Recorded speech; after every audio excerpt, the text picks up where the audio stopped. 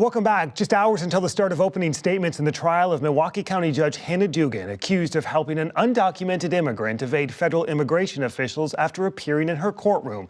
A jury was selected and sworn in Thursday. At the center of this week's trial, some of the key video and potential audio, Judge Dugan questioning federal agents, then the undocumented immigrant, Eduardo Flores Ruiz, leaving through that side hallway and jury door. Dugan charged with a felony and misdemeanor, obstruction, and concealing an individual.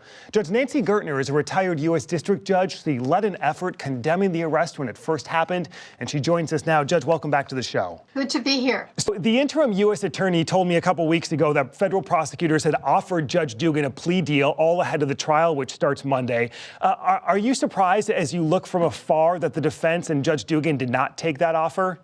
I'm not remotely surprised. I mean, the issue at stake here, candidly, is nothing more than sort of the independence of the judiciary, and conceding that she ran her courtroom in a way that the federal government doesn't like is inconsistent with the independence of the judiciary. So I'm not surprised. As you know, there's a ton of attention on this case. What will you be most closely watching as this develops over the week?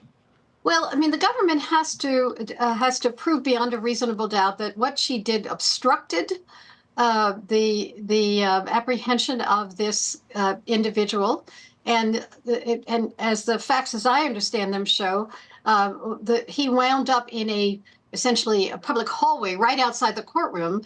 So she hardly obstructed his arrest. And then they have to prove her state of mind. They have to prove that she corruptly did so, that she was not doing so to avoid essentially a scrum outside of her courtroom of ICE officers arresting an individual. Numbers of courtrooms and judges across the country have had the rule that ICE can't arrest anyone just outside the courtroom door.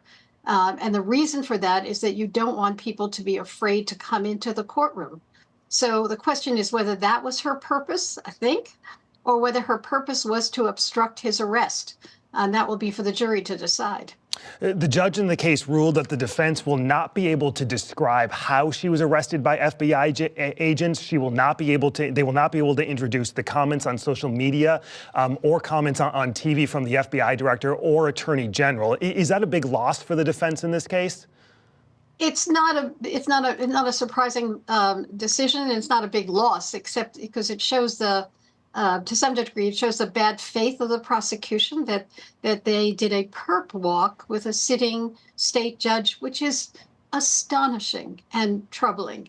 So on the one hand, admitting this evidence shows their animus was more than just prosecuting Judge Dugan, that their animus was to make an example of her. Are there nationwide implications, and what are they, whatever the outcome of this trial is? There are clearly nationwide implications. So the state court is an independent branch, independent of the federal government. The federal government can't force state judges to enforce federal immigration policies. Judges in their individual courtrooms can make rules about the ways in which the courtroom proceeds, the ways in which the decorum proceeds in the courtroom. And the question is the federal government intruding on that with this prosecution? Retired U.S. District Judge Nancy Gertner. Judge, thank you so much for your time. We appreciate it. You're very welcome. Take care. We recently talked with new interim U.S. Attorney Brad Schimel about the case, including a plea deal he says prosecutors offered.